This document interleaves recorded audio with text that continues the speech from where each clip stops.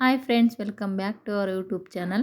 Friends, ಎಲ್ಲರೂ ಹೇಗೆ study ಮಾಡ್ತಾ ಇದ್ದೀರಾ? ಎಲ್ಲರೂ ಕೂಡ ಚೆನ್ನಾಗಿ ಸ್ಟಡಿ ಮಾಡ್ತಾ ಇದ್ದೀರಾ ಅನ್ಕೋತೀನಿ. ಯಾಕಂದರೆ ನೋಟಿಫಿಕೇಷನ್ ಕೂಡ ಹತ್ರನೇ ಬರ್ತಾ ಇದ್ದಾವೆ. ಇನ್ನೇನು ಹಿಂದೆ ಮುಂದೆ ಬಂದುಬಿಡ್ತವೆ. ಸೊ ಗೊತ್ತೇ ಆಗಲ್ಲ ನಮಗೆ ಟೈಮ್ ಹೋಗಿದ್ದು. ಹಾಗಾಗಿ ಎಲ್ಲರೂ ಕೂಡ ಚೆನ್ನಾಗಿ ಅಭ್ಯಾಸನ ನಡೆಸ್ತಾ ಇದ್ದೀರಾ ಅನ್ಕೋತೀನಿ. ಇನ್ನು ನಾವು ಸಬ್ಜೆಕ್ಟ್ಗಳ ಜೊತೆಗೆ ಡೈಲಿ ಜಿ ಕೆ ಪೇಪರ್ನು ಕೂಡ ಅಭ್ಯಾಸ ಮಾಡಬೇಕಾಗುತ್ತೆ. ಸೊ ನಾನು ಕೂಡ ಇವತ್ತು ಲಕ್ಷ್ಮಣ್ ಗಡೇಕರ್ ಅವ್ರದ್ದು ಜಿ ಕೆ ಬುಕ್ಸ್ ಇತ್ತು. ಅಂದರೆ ಅವು ಕ್ವಶನ್ ಪೇಪರ್ನ ಆಲ್ರೆಡಿ ಹಿಂದೆ ನಡೆದಿರುವಂತಹ ಜಿ ಕೆ ಪೇಪರಲ್ಲಿರುವಂತಹ ಕನ್ನಡ, ಇಂಗ್ಲೀಷು ಮತ್ತು ಕಂಪ್ಯೂಟರು ಬುಕ್ಸಲ್ಲಿದೆ. ತುಂಬ ಚೆನ್ನಾಗಿದೆ ಬುಕ್ಸು. ಒಂದು ಸಲ ಓದಿದ್ದೆ, ಮತ್ತು ಮರ್ತೋದಂಗಾಗಿತ್ತು ಅಂತ ಮತ್ತೆ ಒಂದು ಸಲ ರಿವಿಷನ್ ಮಾಡಿದೆ. ಅದು ತುಂಬ ಚೆನ್ನಾಗಿ ವಿವರಣೆನ ಕೊಟ್ಟಿದ್ದಾರೆ. ಅಂದರೆ ಇಲ್ಲಿ ಕ್ವಶನ್ ಮುಗಿದ ತಕ್ಷಣ ಅದಕ್ಕೆ ಆನ್ಸರ್ಗೆ ಸಂಬಂಧಪಟ್ಟಂತೆ ಅದಕ್ಕೇನು ಲಿಂಕು, ಅದರಲ್ಲಿ ಅದಕ್ಕೆ ಸಂಬಂಧಪಟ್ಟಂತೆ ಏನಾದರೂ ಕ್ವಶನ್ಗಳು ಮತ್ತು ನಿಯರಾಗಿ ಬರೋವಂಥದ್ದು ಈ ಥರ ಎಲ್ಲ ಕೆಳಗಡೆ ಚೆನ್ನಾಗಿ ವಿವರಣೆ ಕೊಟ್ಟಿದ್ದಾರೆ. ಇದನ್ನೊಂದು ಸಲ ಓದ್ಬಿಟ್ವಿ ಅಂದರೆ ನಾವು ಮತ್ತೆ ಎಕ್ಸ್ಟ್ರಾ ಬುಕ್ಸ್ ಓದೋ ಅವಶ್ಯಕತೆ ಇರಲ್ಲ. ಆಲ್ಮೋಸ್ಟ್ ಅಲ್ಲೇ ಕವರ್ ಆಗಿರುತ್ತೆ. ಹಂಗಾಗಿ ಮತ್ತೊಂದು ಸಲ ಇದನ್ನೇ ರಿವಿಷನ್ ಮಾಡೋಣ. ಯಾಕಂದರೆ ಜಿ ಕೆ ಪೇಪರು ಸ್ವಲ್ಪ ಓದಿರಲಿಲ್ಲ ಇತ್ತೀಚಿಗಂತೂ.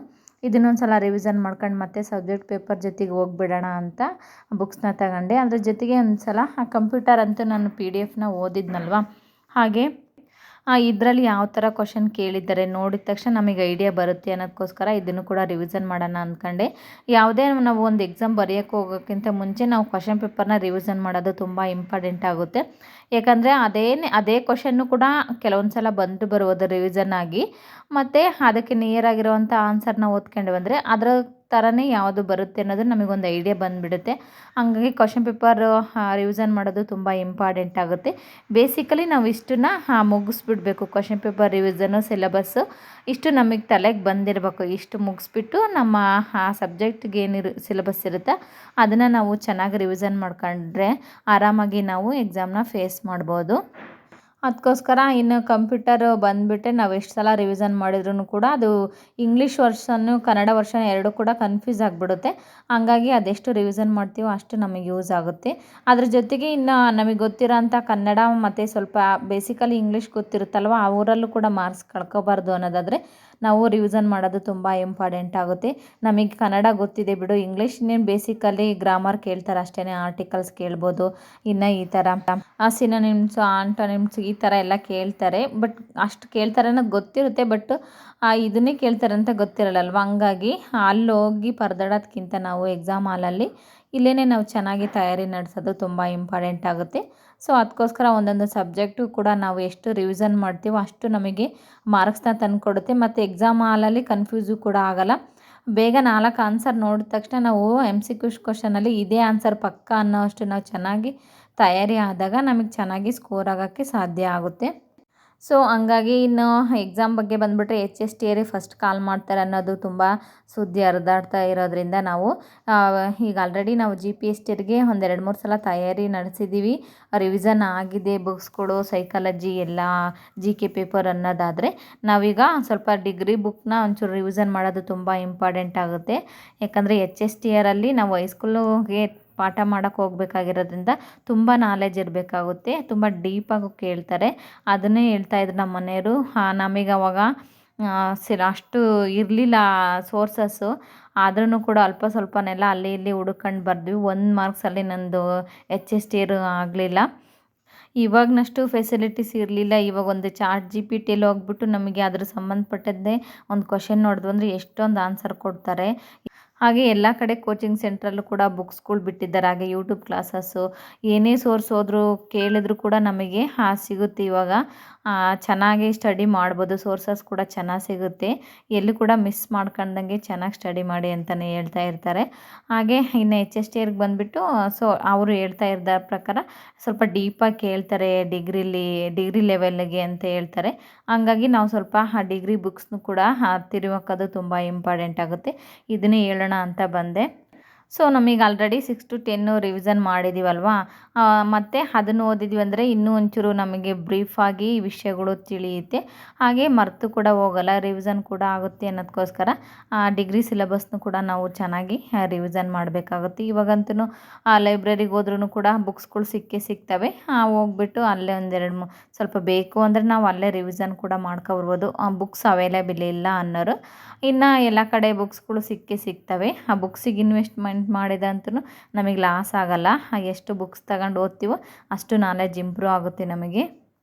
ಸೊ ಹಂಗಾಗಿ ಇವಾಗಂತೂ ಯಾವುದಕ್ಕೂ ಕಡಿಮೆ ಇಲ್ಲ. ನಾವು ಯಾವುದೇ ಒಂದು ಪರ್ಸನಲ್ಲಾಗಿ ತಗೊಳ್ಳೋ ಒಂದು ವಸ್ತುನ ಬಿಟ್ಬಿಟ್ಟು ಸದ್ಯಕ್ಕೆ ಬುಕ್ಸ್ಗಳನ್ನ ನಮಗೇನೇನು ಯೂಸ್ ಆಗುತ್ತೋ ಅಷ್ಟು ಮಾತ್ರ ಆ ಎಕ್ಸಾಮಿಗೆ ಪರ್ಪಸ್ಸಿಗೋಸ್ಕರ ತಗೊಂಡು ಚೆನ್ನಾಗಿ ಸ್ಟಡಿ ಮಾಡಿದ್ವಿ ಅಂದರೆ ಮುಂದೆ ಎಲ್ಲದನ್ನು ಕೂಡ ತಗೊಳಕ್ಕೆ ನಮಗೆ ಅನುಕೂಲನೂ ಇರುತ್ತೆ, ಒಂದು ದಾರಿನೂ ಕೂಡ ಇರುತ್ತೆ. ಸೊ ಹಂಗಾಗಿ ನಮಗೆ ಯಾವ್ಯಾವ ಬುಕ್ಸ್ಗಳು ಬೇಕೋ ನೀಟಾಗೆಲ್ಲ ಕಲೆಕ್ಟ್ ಮಾಡ್ಕೊಂಡು, ಯಾವುದೂ ಕೂಡ ಆಗಲಿಲ್ಲ ಅಂದರೆ ಕೊನೆಗೆ PDF ಆದ್ರೂ ಸಿಕ್ಕರೆ PDF ಆದ್ರೂ ಪ್ರಿಂಟ್ ತಗೊಂಡೇ ಸ್ಟಡಿ ಮಾಡಬೇಕಾಗುತ್ತೆ. ಎಷ್ಟು ಅಂತ ಮೊಬೈಲಲ್ಲಿ ನೋಡೋದಲ್ವಾ, ನಮ್ಮ ಹತ್ರ ಅಂತೂ ಲ್ಯಾಪ್ಟಾಪು ಸಿಸ್ಟಮ್ಗಳು ಅವೈಲಬಲ್ ಇರಲ್ಲ ಎಲ್ಲ ಟೈಮಲ್ಲೇ ನೋಡೋಕ್ಕೆ. ಬರೀ ಮೊಬೈಲಲ್ಲೇ ನೋಡಿದಂದರೆ ಇಂಟ್ರೆಸ್ಟ್ ಬರೋಲ್ಲ. ಸೊ ಹಂಗಾಗಿ ಎಷ್ಟಾಗುತ್ತೋ ಅಷ್ಟೇ ನಾವು ಬುಕ್ಸಿಗೆ ಇನ್ವೆಸ್ಟ್ ಮಾಡೋದು ಬೆಟರ್ ಅಂತ ನನ್ನ ಅನಿಸಿಕೆ. ಸೊ ಹೆಂಗೂ ಈ ವರ್ಷ ಎಕ್ಸಾಮ್ ಕಾಲ್ ಮಾಡ್ತಾರೆ, ಓದಿ ಬರಿತೀನಿ ಅನ್ನೋವಷ್ಟು ಧೈರ್ಯ ಇದೆ. ಹೆಂಗೂ ನಾವು ನಿರ್ಧಾರ ಮಾಡಿ ಕೂತ್ಬಿಟ್ಟಿವಿ ಸ್ಟಡಿ ಮಾಡೋಣ ಅಂತ. ಹಂಗಾಗಿ ಆ ಬುಕ್ಸಿಗೆ ಇನ್ವೆಸ್ಟ್ಮೆಂಟ್ ಮಾಡಿ ಚೆನ್ನಾಗಿ ನಮಗೆ ಎಷ್ಟು ಸಾಧ್ಯ ಆಗುತ್ತೆ ಅಷ್ಟು ಸಿಲೆಬಸ್ನೆಲ್ಲ ಕವರ್ ಮಾಡಿಬಿಟ್ಟು ನನಗೆ ಗೊತ್ತಿಲ್ಲ ಅನ್ನೋ ವಿಷಯನೆಲ್ಲ ಚೆನ್ನಾಗಿ ತಿಳ್ಕೊಂಡು ಪ್ರಾಕ್ಟೀಸ್ ಮಾಡ್ತಾ ಹೋಗೋಣ. ಮನಸ್ಸಿದ್ರೆ ಮಾರ್ಗ. ನಮ್ಮ ಮನಸ್ಸು ನಮ್ಮ ಮಾತನ್ನು ಕೇಳೋ ಥರ ನಾವು ಅದನ್ನು ಕಂಟ್ರೋಲ್ ಮಾಡ್ಕೊಂಡು ಆ ಕಡೆ ಈ ಕಡೆ ಎಲ್ಲೂ ಕೂಡ ಹರಿದಾಡಕ್ಕೆ ಹೋಗೋಕ್ಕೆ ಬಿಡದೆ ನಾವು ಚೆನ್ನಾಗಿ ಒಂದು ಹತ್ರ ಕೂತ್ಕೊಂಡು ಡೈಲಿ 4 ತಾಸು 5 ತಾಸು ಓದ್ಬಿಟ್ವಿ ಅಂದರೆ ನಿಜವಾಗ್ಲೂ ಎಕ್ಸಾಮ್ ನಾವು ಸಕ್ಸಸ್ ಮಾಡ್ಬೋದು. ಫಾರ್ ಎಕ್ಸಾಂಪಲ್ ನನಗೆ TET ಎಕ್ಸಾಮ್ ಬರೆದು 3 ವರ್ಷ 4 ವರ್ಷ ಗ್ಯಾಪ್ ಆಗಿತ್ತು.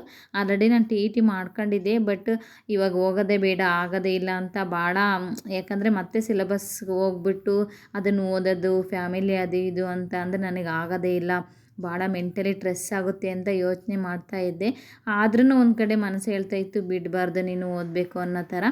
ಆಮೇಲೆ 1 ತಿಂಗಳು ಕುತ್ಕೊಂಡು ನಾನು ರಿವಿಷನ್ ಮಾಡಿದೆ, ಆರಾಮಾಗಿ ನಾನು ಮತ್ತೆ TETಯಲ್ಲಿ ಸ್ಕೋರ್ ಮಾಡೋಕ್ಕೂ ಕೂಡ ತುಂಬ ಹೆಲ್ಪ್ ಆಯಿತು. ಆವಾಗಿಂದಲೇ ನಾನು ನಂಬಿದ್ದು ಮನಸ್ಸಿದ್ರೆ ಮಾರ್ಗ ಅಂತ.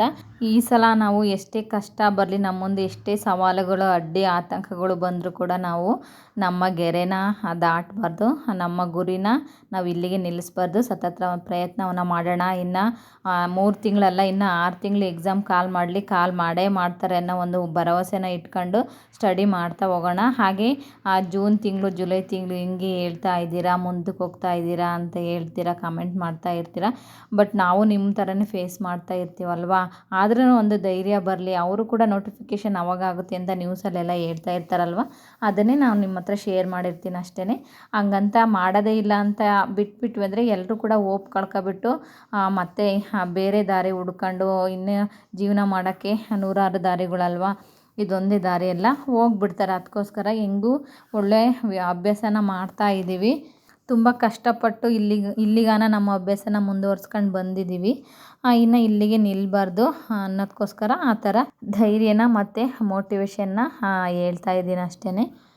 ಸ್ವಾಮಿ ವಿವೇಕಾನಂದರು ಹೇಳ್ತಾರಲ್ವ, ಹೇಳಿ ಎದ್ದೇಳಿ ಗುರಿ ಮುಟ್ಟುವ ತನಕ ನಿಲ್ಲದಿರಿ ಅಂತ. ಹಂಗೆ ನಾವು ಗುರಿಯನ್ನು ಇಟ್ಕೊಬಿಟ್ಟಿವಿ, ಅದನ್ನು ಮುಟ್ಟೋ ತನಕ ನಾವು ಯಾವುದೇ ಕಾರಣಕ್ಕೂ ನಿಲ್ಲಬಾರ್ದು. ಸತತ ಪ್ರಯತ್ನವನ್ನು ಮಾಡಿಬಿಟ್ಟು ಇಷ್ಟೊಂದೆಲ್ಲ ಪ್ರಯತ್ನ ಮಾಡಿ 1 ಮಾರ್ಕ್ಸಲ್ಲಿ 2 ಮಾರ್ಕ್ಸಲ್ಲಿ ನಾವು ಮಾರ್ಜಿನಲ್ಲಿ ಉಳ್ಕೊಳೋದು ಬೇಡ. ಆ ಲೀಸ್ಟಲ್ಲೇ ನಮ್ಮದು ಹೆಸರು ನೇಮ್ ಇರಬೇಕು ಅನ್ನೋದಕ್ಕೋಸ್ಕರ ನಮ್ಮ ಅಭ್ಯಾಸ ಸತತವಾಗಿ ಸಾಗ್ತಾ ಇರಲಿ ಅಂತ ಹೇಳ್ತಾ. ಸೊ ಫ್ರೆಂಡ್ಸ್, ಇದಾಗಿತ್ತು ಇವತ್ತಿನ ವಿಡಿಯೋ. ಈ ಒಂದು ವಿಡಿಯೋ ನಿಮಗೆ ಇಷ್ಟ ಆದರೆ ಲೈಕ್ ಮಾಡಿ ಫ್ರೆಂಡ್ಸ್. ಹಾಗೆ ಈ ಒಂದು ವಿಡಿಯೋ ನಿಮಗೆ ಹೇಗೆ ಅನ್ನಿಸ್ತು ಅಂತ ಕಮೆಂಟ್ ಮಾಡಿ ಫ್ರೆಂಡ್ಸ್.